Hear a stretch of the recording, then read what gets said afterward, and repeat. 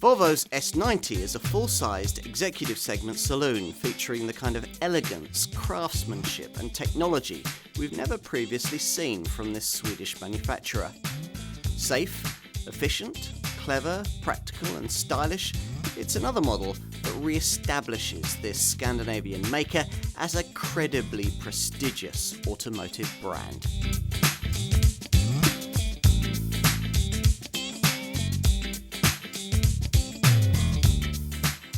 One thing is pretty certain. If you're a typical business buyer looking at a full-size executive saloon, you probably won't be considering this one, Volvo's S90.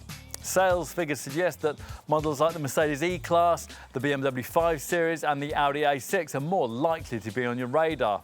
But sales figures are rarely an accurate indication of excellence, and Volvo says that's what's been delivered here. Now, since they also said that about this sedan's undistinguished S80 predecessor, we wouldn't blame you for dismissing this as yet another ultimately ineffectual attempt to break the German premium brand stranglehold in this market segment. Don't do that just yet, though, because there are real grounds for believing that Volvo is onto something here. The S90 has been created as part of an $11 billion investment in new models by Volvo's Chinese owners Geely Holdings. So that raises expectations from the start. Nothing but the brand name has been carried over from the S80, but much is shared with the second generation XC90 luxury SUV that was launched in 2015 to great acclaim. Including perhaps the most controversial thing about this car, Volvo's decision to fit 4-cylinder engines right across the range. All this model's key rivals use 6-cylinder units in more powerful models, but Volvo is committed to an innovative Drive-E engine program based around a single 4-cylinder, 2-litre downsized format.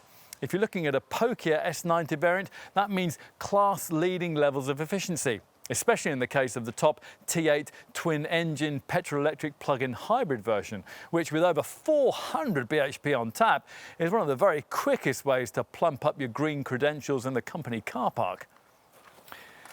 Under the skin, everything is based around the SPA, Scalable Product Architecture modular underpinnings that Volvo's using to undergird all its latest designs, including the V90 estate version of this car that'll probably outsell this four-door model 3-to-1.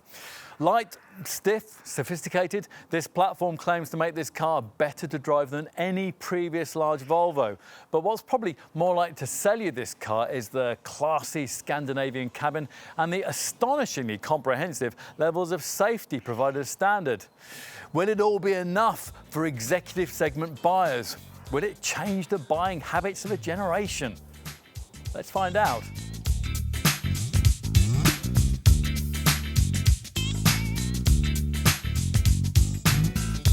As with most current luxury sector Volvo models, there's a clarity of thinking behind this S90 that we really rather like. And it starts here, beneath the bonnet. Now, in the previous S80 model, there was a right old mix of engines under here. A 2.4-litre turbo 5, a 3.2-litre straight 6, even a 4.4-litre V8.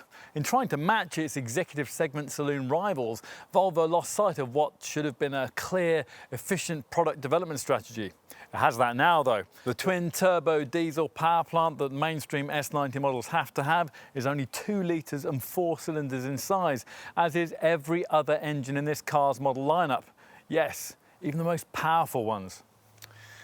That might not sound like a great recipe for responsive performance, but the very competitive spec sheet stats suggest otherwise, correcting so many of us who've had it wrong all these years, assuming that engine BHP is governed by cubic capacity and the number of cylinders you have. According to Volvo, performance is actually determined by how much air and fuel it's possible to get through those combustion chambers. Having realised that, the brand has standardised its mechanical configuration across the board and concentrated instead in developing it in all kinds of clever ways.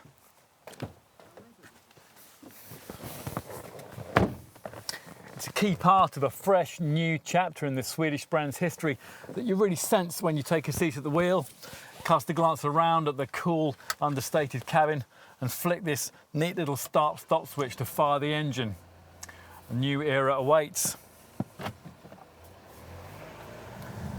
We've chosen the D4 diesel model to try here because that's what the vast majority of potential buyers will do. This entry-level variant, like all its showroom stablemates, using its 190 bhp 2-litre engine to transmit torque to the tarmac via an 8-speed Geartronic automatic gearbox. Now, like Audi does with its rival A6 model, Volvo is offering buyers a choice of either front or four-wheel drive formats, which tells you right up front that the Swedish brand has no real interest in trying to match the rear-driven dynamic talents of segment favourites like the BMW 5 Series, the Mercedes E-Class and the Jaguar XF. Now, if that doesn't bother you, then you'll select between this front-driven D4 or its all-wheel drive only stablemate, a D5 Power Pulse model that boosts the same 2-litre diesel engine to a 235 bhp output. Settle into your drive in an S90 and there's an overriding feel of maturity that we think that many older buyers in this market may well rather like. Now, if you're at that stage of life and you're more Kenneth Branagh than John Travolta, greying alluringly at the temples with an outlook perspective that's sensibly Swedish, then you'll absolutely love it. You aren't served up anything that encourages much driving involvement, but in compensation there's unruffled poise and exemplary refinement. You get supple standards of ride comfort from the soft suspension too, enough to ease you beautifully over low-speed obstacles like sleeping policemen, although the damping can get a little unsettled by higher speed tarmac tears. That is something you can dial out by specifying the optional 4C chassis electronic rear air suspension package that also adds adaptive damping into the standard drive mode settings driving dynamic system. We've done without the 4C option here, so the drive modes on offer limit themselves to tailoring throttle response, steering feel and auto gear shift timings to suit the way that you want to drive. Unless you want to use the individual option and personalise the settings yourself, there are three main modes. The ones you'll most commonly be using being either comfort or the frugally orientated eco option. The third choice, dynamic, will sharpen things up a bit, and selecting this mode is the only way that you can get a rev counter to show up on the virtual instrument dials, which, along with the absence of the usual steering wheel gear change paddles, probably tells you pretty much all you need to know about this car's dynamic priorities. If you do select this press-on option and start to push your S90 a bit, then you'll probably find the quality of its responses a world away from those of any other large Volvo you've driven. You'd expect this to be a consummate motorway cruiser, and it is, but it's rather more surprising to find that there's actually some fun to be had from threading this Swedish saloon through a typically twisting British B-road. There's plenty of grip and traction, and cornering body roll is less of an issue than we expected it might be, although the S90 certainly feels its size when negotiating tighter turns. In fact, were it not for the slightly vague steering, we'd be tempted to suggest that there's pretty much all the dynamic ability here that you get in, say, an Audi A6 in this class. As suggested earlier, there are certainly no issues with performance from the twin-turbo diesels. This D4 variant capable of 62 miles an hour from rest in 8.2 seconds en route to 140 miles an hour. If the company's paying, though, you'll probably want to upgrade yourself to the D5 version, which will respond rather more quickly to your right foot, not only because of its extra power, but also due to a bit of clever technology. Here, an ingenious system called Power Pulse is used to overcome turbo lag, that momentary delay in response that you sometimes experience with powerful turbocharged diesel engines. It uses compressed air, which is stored in a small tank in the engine bay and automatically replenished to spool up the turbocharger so that the car responds as soon as you press the accelerator. Now that helps an S90 D5 get to 62 miles an hour in 7 seconds flat on the way to 145 miles an hour. True, rival six-cylinder Mercedes E350d or BMW 530d models would go quicker, but the fact that buyers of these models are limited to a rear-driven format means that they'll flounder when conditions turn damp. There are no such issues in an S90 D5 thanks to the non-negotiable standard fitment of all-wheel drive. To go quicker than that in this Volvo requires even cleverer technology. Two engines, in fact, hence the T8 twin-engine badging applied to the top version of this car with its petrol-electric powertrain and plug-in hybrid usability. In fact, there are actually three engines if we're going to be pedantic about it and count the 25 bhp starter motor generator that pitches in from time to time to smooth any gaps in torque delivery between the two main power sources. One of these is the 320 bhp turbocharged supercharged petrol unit borrowed from the conventional T6 petrol model that Volvo doesn't import here. In an S90 T8 though, it's assisted by a separate engine at the back, an 87 bhp electric motor powered by a battery pack that's neatly packaged away in the transmission tunnel. It's all enough to deliver a set of stats that's rather hard to get your head around. An enormous 407 bhp combined power output offsets the extra weight of all those mechanicals, so 62 miles an hour from rest can still be dispatched in 7 seconds on the way to 150 miles an hour. Yet there's also the potential for the kind of fuel and CO2 readings that theoretically could equal those of a frugal Super Mini. Which of these two extremes you reach in an S90 T8 will depend on your choice between the 5 driving settings that owners of this plug-in hybrid model are offered. Ultimate speed is delivered by a power mode that sees both the petrol and the electric units permanently working together.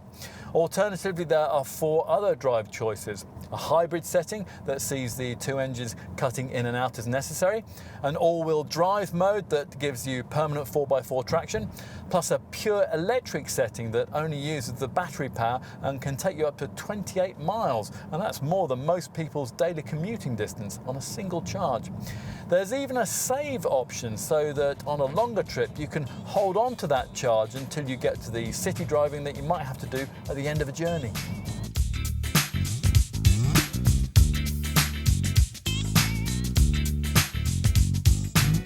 So, what do you think? If you're the sort of buyer who previously would only have considered Jaguar or a premium German brand in the full-sized executive saloon segment, and a glance at this S90 might cause pause for thought. The design language is apparently taken from contemporary Scandinavian culture, and from most angles the resulting shape looks elegant and sophisticated. With its short overhangs, its long wheelbase and its low roofline, there's an air of confident assurance here, yet also a look that's uniquely Swedish, with a muscular shoulder line that's distinctively Volvo.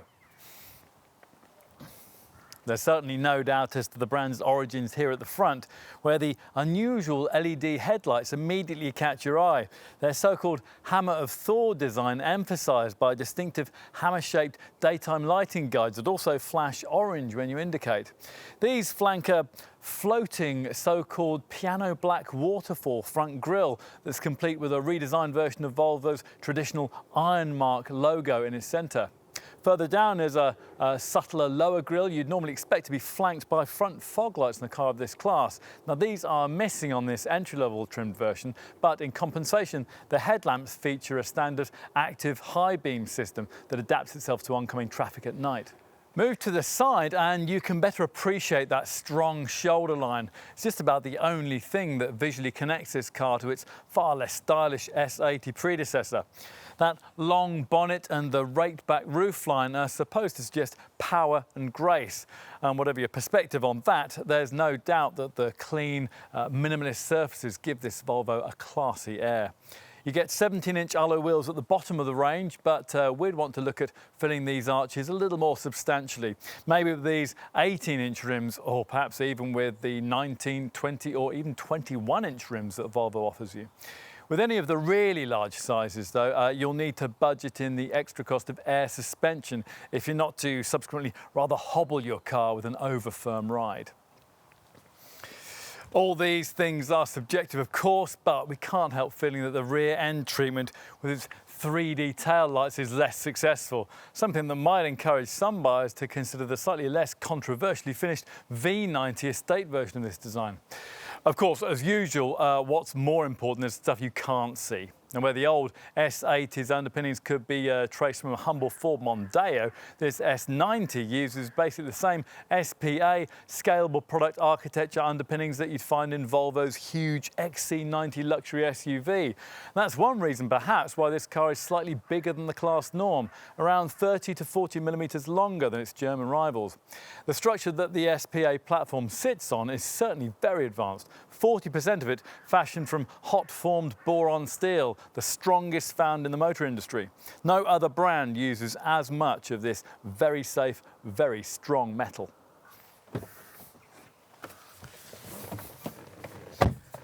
Let's take a seat up front, where it really is very nice indeed. The work of Volvo's British interior design director, Robin Page. He's created a cabin that's simple, elegant, and very uncluttered, with only 8 buttons on the fascia. The remaining functions that you'd normally access through confusing rows of little switches have been relocated into menu options that lie behind the easy-to-use icons you'll find on a smart infotainment colour touchscreen that's presented portrait style on the centre console, rather like the system you'll find in Tesla's futuristic Model S. We've called it a touchscreen. In fact, the swipe functionality of this 9-inch display works by intersecting light rays rather than by touch. So you don't actually need to touch the monitor and cover it with prints, merely put your finger near it. That means you can operate it wearing gloves, and that's an important consideration in cold climates such as that in this car's home market. This is assuming you don't want to use the system's voice-controlled functionality, which it really seems to be a lot more intuitive in this car than it is in some rivals. Whatever your preferred mode of operation, you can use this setup not only to access the usual navigation, stereo, phone and informational features, but also a wide selection of cloud-based applications for things like internet radio and updates on everything from weather reports to parking prices. It even has its own bespoke Spotify app for seamless music streaming. You'll glimpse more high-tech screen technology through the 3-spoke multifunction steering wheel, where the normal conventional instruments have been replaced by virtual ones in an active TFT crystal driver's information display. Here we have this set up in an 8-inch form, but a larger, more detailed 12.3-inch layout is fitted further up the range. And having tried this in Volvo's XC90 SUV, we'd ideally want to have it here. A head-up display is optional, development of which apparently influenced the design of this rather ugly steering wheel. It's a pity there's no alternative offered.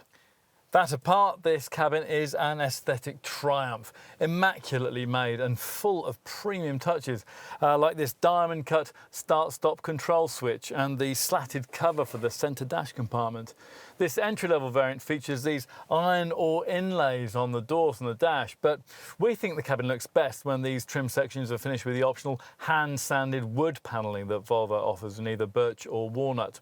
Look around you and the intricate detailing continues. There are carpets inspired by thick Swedish rugs, interior colours influenced by the Scandinavian landscape, and superbly comfortable seats that can be specified to heat, ventilate or massage you with power adjustable side support and front cushion extensions. And through it all, charismatic little signs of brand heritage are never far away. The little Swedish flag that's sewn into the driver's seat stitching, and the since 1959 legend on the belt buckle, reminding you just who invented the 3-point belt.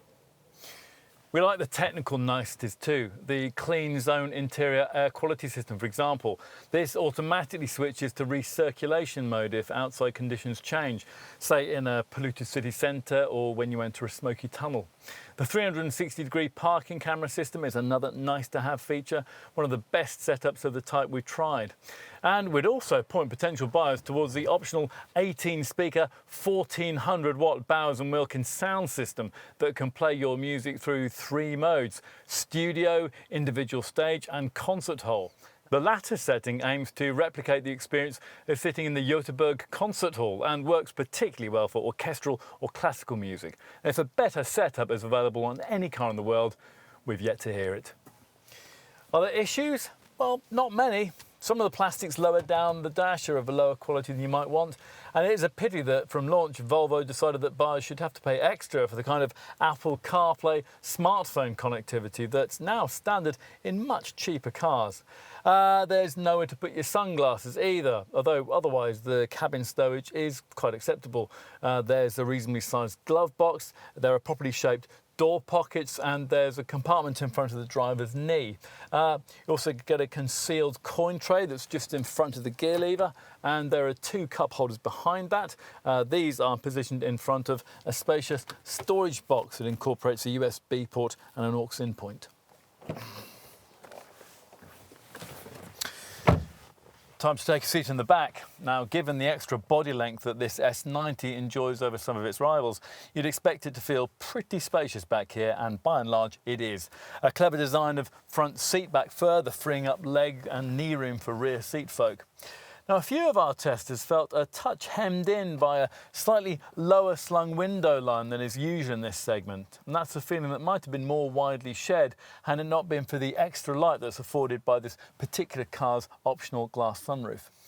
As is unfortunately quite common on cars in this class, you'll struggle to accommodate 3 adults over longer distances because of this very prominent centre transmission tunnel. 2 folk, though, should be very comfortable indeed, and they're provided with this neatly designed central armrest, which incorporates storage for valuables and pop-out twin cup holders. You wonder, though, what you'd do as a passenger back here if you needed a USB point to plug in your phone or some kind of electronic device. Volvo's forgotten to provide that, so rear seat folk only get this 12-volt port, optionally replaceable by a 230-volt 3-pin plug socket if you want it. Other options back here include side window blinds and seat heating. Now we're going to finish by taking a look at the boot. It's power operated as standard, with electric operation that on top spec models can be activated by a wave of your foot beneath the bumper. In terms of overall size, 500 litres to be specific, this is one of the smaller trunks in the segment, but it gets close enough to the capacity of the class leaders for that not to matter too much. There isn't much underfloor storage either because, laudably, Volvo has equipped this car as standard with a kind of proper spare wheel that costs more on some rivals. Still, there are the usual tie-down points, a netted side storage area and a ski hatch for the carriage of longer items.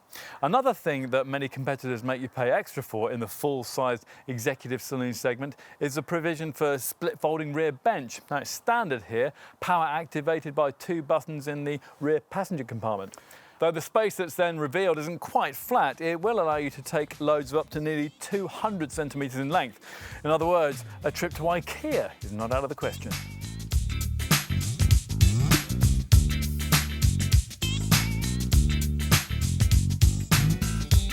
Expect to pay somewhere in the £33,000 to £43,000 bracket for conventionally engined diesel S90 models. Volvo isn't selling the mainstream petrol variants here that it offers in other markets, but we do get the top T8 twin-engine plug-in petrol-electric hybrid derivative. Although for that, you'll need a likely budget in the £50,000 to £55,000 bracket. Most, though, will settle for one of their 2-litre Drive E diesels. Now, both come only with 8-speed automatic transmission, and there's a choice of either the entry-level 190 bhp two-wheel drive variant that we're trying here, or for a premium of around £7,000, you can have this engine boosted in output to 235 bhp and mated to the extra traction of all-wheel drive. Now, bear in mind that if you need extra carriage space, or you merely like the idea of a Volvo station wagon, the same basic package is offered in V90 estate form for a modest premium of around £2,000 over this 4-door body style. Let's take a closer look at the overall S90 value proposition and base our thinking to start with around this D4 diesel version, since that's what the vast majority of likely buyers will be looking at. Now, the asking figure for this variant in the entry-level form we're trying here is almost identical to what you pay for rival BMW 520d, Audi A6 2-litre TDI and Jaguar XF 2-litre D 180 PS competitors, all of whom deliver efficiency figures very similar to those of an S90, but arguably lack the cool, understated Scandinavian style that for some potential buyers will make this Volvo a more distinctive choice. Now, if you want to get a higher standard of running cost efficiency in this class, then you have to stretch to a Mercedes E220d, but one of those requires a substantial £3,500 premium over an S90 D4, and it doesn't come as well equipped. Are there other options? Well, not really. You'd pay around the same amount as is being asked for this S90 D4 if you went for, say, an Infiniti Q70 2.2D or a Lexus GS300H petrol-electric hybrid. Compared with this Volvo, though, both cars are less frugal, they're less sophisticated inside, and they come with a significantly smaller boot. If anything, the S90's value proposition is even stronger in pricier D5 all-wheel drive guys. Yes, this is still a 4-cylinder model that at this level has to compete with 6-cylinder rivals, but as a buyer, the payoff for that is that you get class-leading levels of efficiency. You also get standard all-wheel drive for a fraction less than you'd pay for rival 2-wheel drive models like Jaguar's XF 3-litre D and BMW's 530D, and around £5,000 less than you'd pay for a 2-wheel drive Mercedes E350D that's both thirstier and dirtier. None of these three rival brands can offer you all-wheel traction made to this kind of power. The only maker that can is Audi, whose A6 3-litre TDI Quattro 272 PS model costs slightly more to run and around £3,000 more to buy. As for the top T8 twin-engine model, well, in many respects, that really is in a class of its own. True, you can get plug-in versions of new generation BMW 5 Series and Mercedes E-Class models and pay slightly less than an S90 T8 would cost you, but you won't be getting anywhere near the power and performance that this Volvo would offer. As for top hybrid versions of cars in this class, like the Lexus GS and the Infiniti Q70, well, in those cases, you don't get the T8's plug-in technology. So, of course, you won't get a comparable level of efficiency or that crucial all-electric commuting range.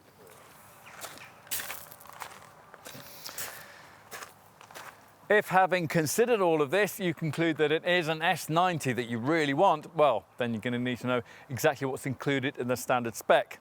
And there's plenty, even if you opt for the standard momentum level trim we're trying here. Now, we've already mentioned the standard 8-speed auto gearbox. Other features that you'd expect from a car of this class include things like rear parking sensors, auto headlamps and wipers, and alloy wheels that in this case are 17 inches in size on the D4 and 18 inches on the D5. There's also a power-operated boot lid and an alarm, plus LED headlights that at night can bend with the road and dip themselves automatically. Inside, there's full leather trim and a heated driver's seat with powered height and lumbar support. Plus, you get 2-zone electronic climate control, an auto-dimming rear-view mirror, keyless start, adaptive cruise control, an 8-inch active TFT crystal driver's information display to replace the conventional instrument dials, and a power folding rear bench with a ski hatch. You also get Volvo's drive mode setting system. This allows you to alter the steering feel, the throttle response and the gear shift timings based on the way that you want to drive via comfort, dynamic, eco and individual settings. And of course, there's plenty of media connectivity on offer, most of it activated through the clever Sensors Connect infotainment system that's fitted as standard and accessed via a large 9-inch center console portrait format touchscreen. Now, from here or via voice control, you can enjoy a 10-speaker, 330-watt high-performance sound system with DAB digital radio.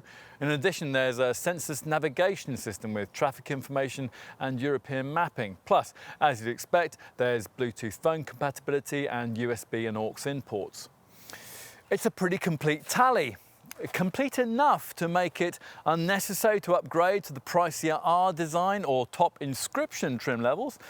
Well, we'd say so. Sure, going for one of those pricier variants gets you the larger 12.3-inch active TFT crystal driver's information display for the instrument binnacle that we'd really want, but you can add that in as an affordable option on a momentum model.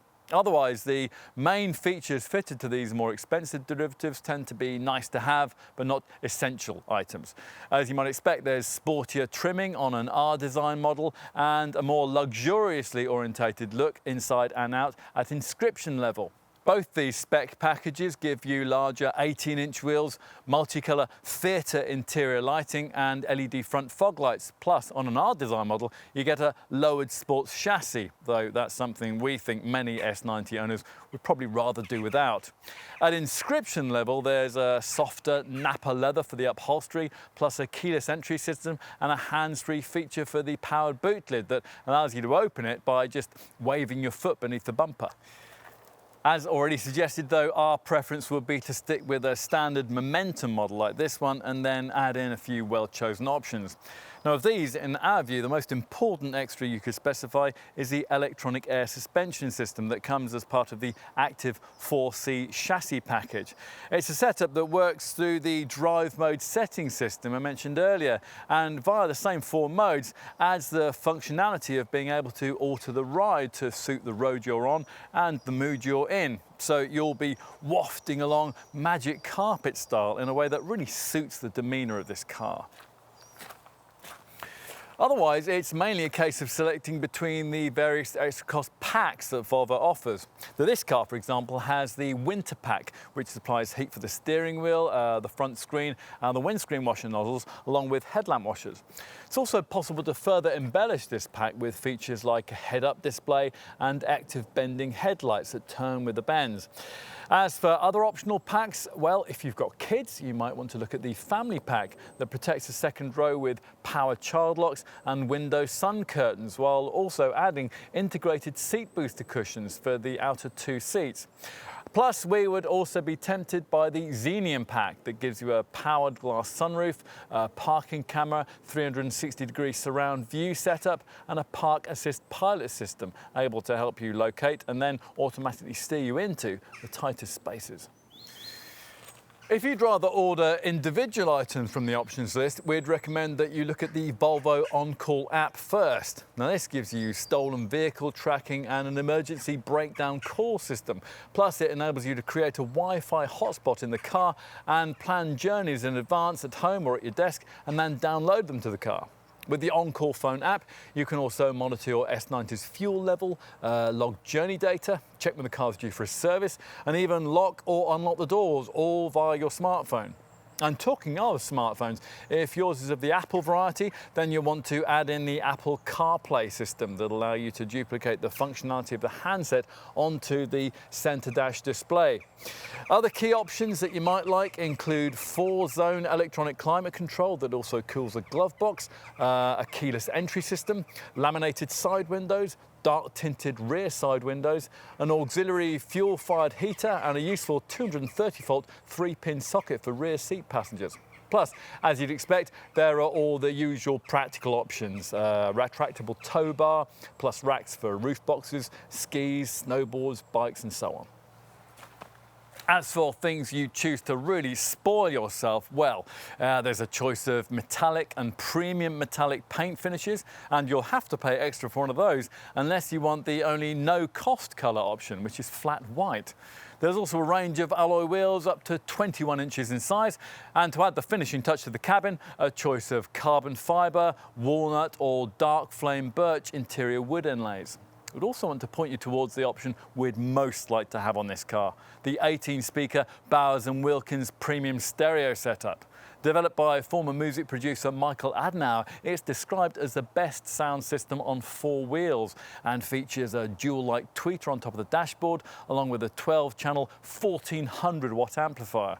And you might want to settle back and enjoy it all on more luxurious Napa leather-trimmed seats that at the front can include a massage system and power adjustment in all directions with memory settings. Rear seat folk can enjoy powered seat adjustment too. On to safety, which, as you'd expect, is a Volvo strong point. A subtle reminder of the fact found with the since 1959 references on seatbelt buckles, this being the year that the brand invented the 3-point seatbelt we all now use. Today, the company continues its safety ambitions with the most daring and far-reaching safety objective in the industry, that by 2020, no one should ever be killed or seriously injured in a new Volvo. Ramping up to that means the need for a whole new level of safety in the company's future models, a process that starts right here with two segment-unique IntelliSafe features that are standard across the S90 range. Run-off road protection detects that you've lost control and you've left the road, pre-tensioning the seatbelts and priming the standard 7 airbags, twin front, side and curtain bags, plus a driver's knee bag. What's unique about this setup, though, is that if the car's launched into the air and thumps down, as often happens in such a situation, a little mini shock absorber in the front seat frame protects your body from the damage that might otherwise be inflicted on your lower spine, while Volvo's usual WHIPS whips protection guards against whiplash on your neck.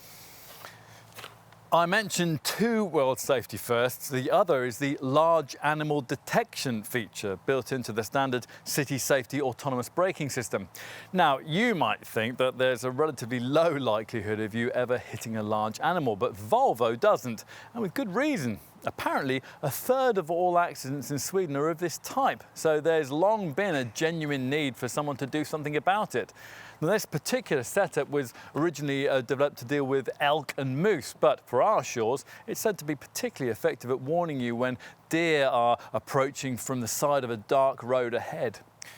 We should brief you on the other, perhaps more familiar elements of city safety too. This being one of those setups that uses a combined camera and radar unit at the top of the windscreen to scan the road ahead as you drive for potential accident hazards, be they pedestrians or objects or vehicles that are either moving or stationary. Now, if something like this is detected, you'll be warned as the brakes are primed.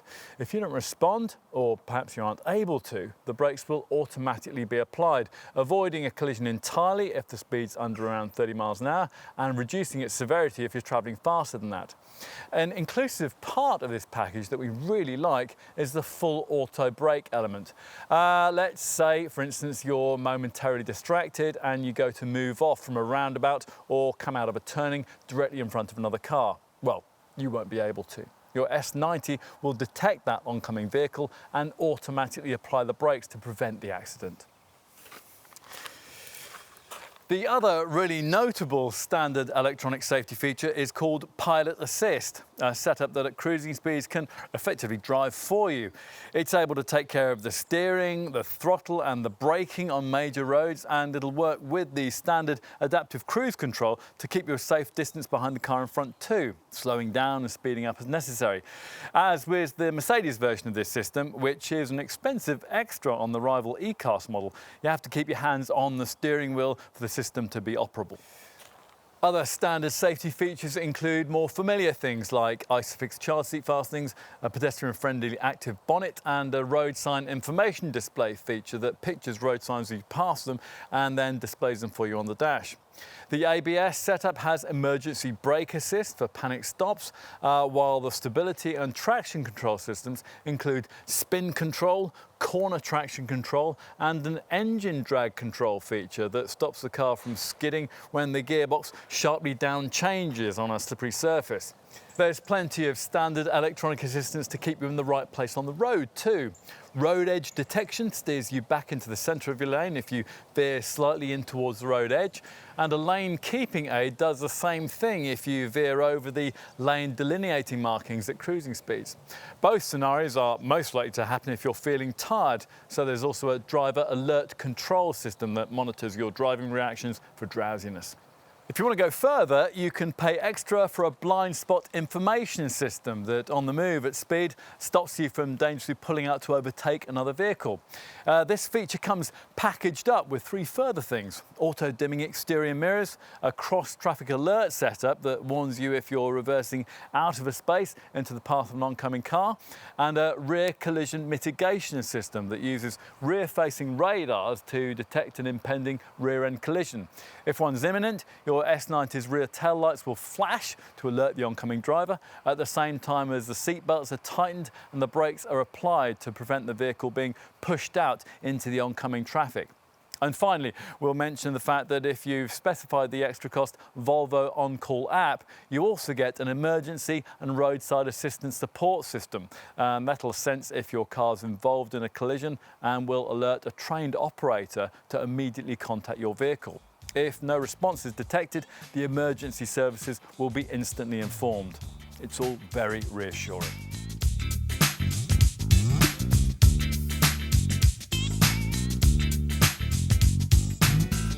This S90 is something quite unique. A full-sized executive segment saloon that will never have an engine any bigger than 4 cylinders and 2 litres in size. At first glance, that doesn't sound a very attractive proposition, does it? But with the Drive-E engines fitted to this car, Volvo engineers have somehow matched the power output of many rival bigger capacity 6-cylinder models, while reaping the efficiency benefits of taking this smaller, lighter approach. Those benefits are considerable, but they can't be described as class-leading in the case of the entry-level 190 bhp D4 diesel model we're trying here. The current segment standard is just too good for that. Nevertheless, the figures you get, 64.2 miles per gallon on the combined cycle and 116 grams per kilometre of CO2, although admittedly not as efficient as those you'd achieve in a rival Mercedes E220d, are quite good enough to equal the other 3 contenders that Volvo has to match here: BMW's 520d, Audi's A6 2-litre TDI and Jaguar's XF 2-litre D 180 PS. Now, to give you some real-world perspective on that, you're looking at getting about the same level of fuel economy you could expect from a little 80 PS 1-litre Ford Fiesta. And as a result, this car could theoretically manage a vast 777-mile range from its 55-litre fuel tank. Where the Drive-E strategy starts to give the Volvo a real advantage in its segment, though, is when you move your attention further up the S90 range. Now, you'd expect the D5 Power Pulse model's 4-cylinder engine to be cleaner and more frugal than rival 6-cylinder competitors like BMW's 530d, Mercedes E350d and Jaguar's XF 3-litre D, and it is, even though, unlike those contenders, this pokier variant is saddled with the extra weight of all-wheel drive. Go for that D5 and the official figures suggest that you'll be able to manage 58.9 miles per gallon on the combined cycle and 127 grams per kilometre of CO2, which means a car that'll take you around 4 more miles on every gallon and put out 69 grams per kilometre less of CO2 than the best of the 3 rivals I just mentioned. And thanks to the slightly larger 60-litre fuel tank, the S90 D5 can also match the lesser D4 variant in terms of its total operating range. Overall then, we're looking at a pretty impressive efficiency showing from the 2 mainstream models. So, how has Volvo done it? Well, through patient Drive-E technological development is the answer the company will give you. This having led to, amongst other things, the groundbreaking iArt injection system. Now, by precisely metering exactly the right amount of fuel for each cylinder, iArt helps the engine run more smoothly while using less fuel. Further efficiency gains have been made through significant power plant weight savings and the reduction of internal friction in the engine mechanicals. More familiar efficiency measures haven't been neglected either. There's the usual stop-start system that counts the engine when you don't need it in traffic, and a frugally orientated eco mode in the drive mode setting system that tweaks the air conditioning along with all the vehicle's mechanical settings for economical use, and gives you an eco drive meter, though like most such devices, all this really does is show you whether your foot's on the throttle or not. Use the eco setting at cruising speed and an eco coast function will automatically be activated, disconnecting the engine so that you're merely travelling the car's kinetic energy. A prod on the throttle is all that's necessary to restore normal powered motion. So you can monitor the effectiveness of all of this. There's a driver performance section in the centre console touchscreen showing graphically how your efforts towards frugality have fared over the miles. There's also a stage beyond all of this, though, for potential S90 owners to consider. Just how efficient could this car be if all this Drive-E cleverness were to be matched with the impressive possibilities of plug-in hybrid technology? Well, in the T8 twin-engine variant, we have the answer to that question. The twin-engine part of the name references the way that with this model, a turbocharged and supercharged 320 bhp 2-litre petrol engine is mated to an 82 bhp electric motor driving the rear wheels, and that is powered by a rechargeable 9.2 kilowatt-hour battery pack. This isn't the only plug-in hybrid model in the full-sized executive saloon segment, but it's certainly one that offers the most appealing blend of frugality and performance. To be specific, official figures rate an S90 T8 as being able to achieve, wait for it, 148.7 miles per gallon on the combined cycle, while putting out no more than 44 grams per kilometre of CO2. Although, of course, it won't be consuming any fuel or putting out any CO2 at all if you use the all-electric driving range, which is rated at 28 miles. That is astonishing for a 407 bhp saloon that's capable of getting to 62 miles an hour in just 7 seconds. To give you some perspective, a rival Mercedes E350e plug-in hybrid, a car with just 282 bhp, is rated at 134 miles per gallon and 49 grams per kilometre of CO2, and its all-electric driving range is limited to just 20 miles. As with any plug-in hybrid, this model offers the option of charging from mains power.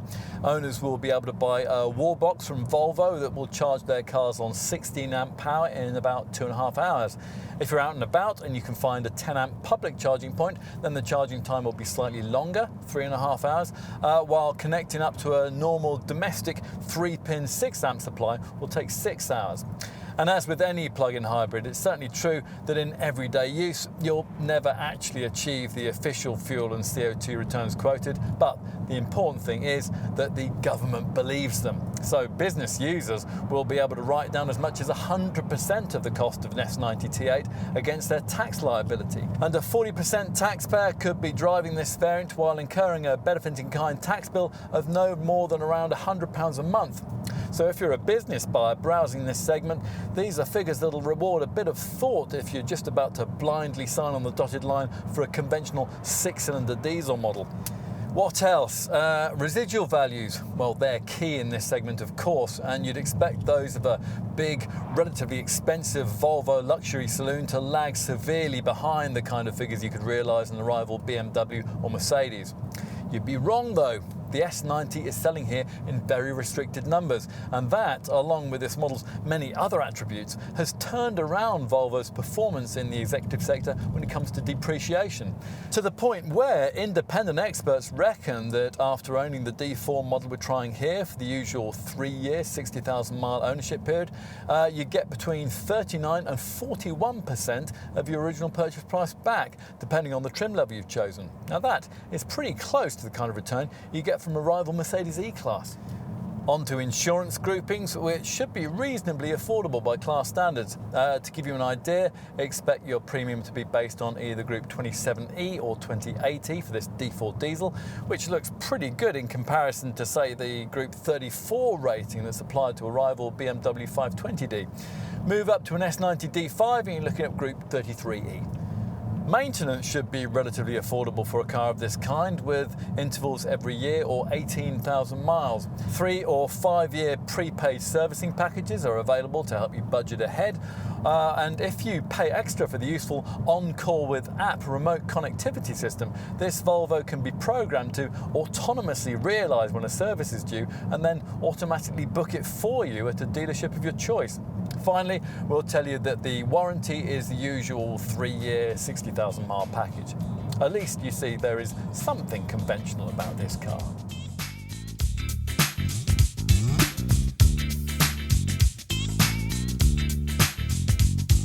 Plenty has been written about how this car can match its segment rivals in luxury terms, but lags behind them when it comes to ultimate driving dynamics.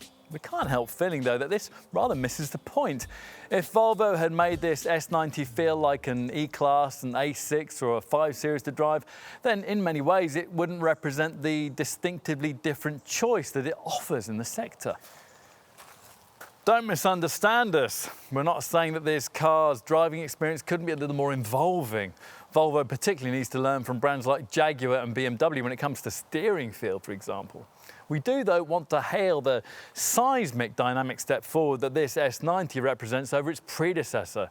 The old S80 was a car that reminded you that not everything from Sweden is covetable.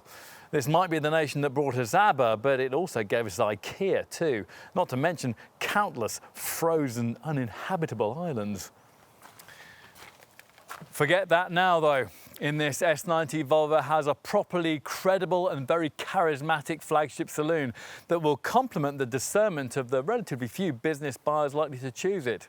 Inside, there's properly distinctive luxury rather than merely the kind of upgrade from a smaller, cheaper model that rivals offer. Sure, not everyone will like it, but then there won't be enough S90s imported to satisfy everyone anyway. Those who do choose this car can justify their decision not only on the basis of wanting something different, but also through a range of more fundamental attributes. Things like strong residuals, much higher levels of standard equipment, and class-leading safety. We like the fact that the pokier version gives you all-wheel drive, and yet it's still cheaper to run than its six-cylinder two-wheel drive rivals. And if you can afford the top T8 plug-in hybrid variant, well, you'll get yourself a unique blend of performance and efficiency. It's all quite unexpected from a car that may well make you rather like the unexpected.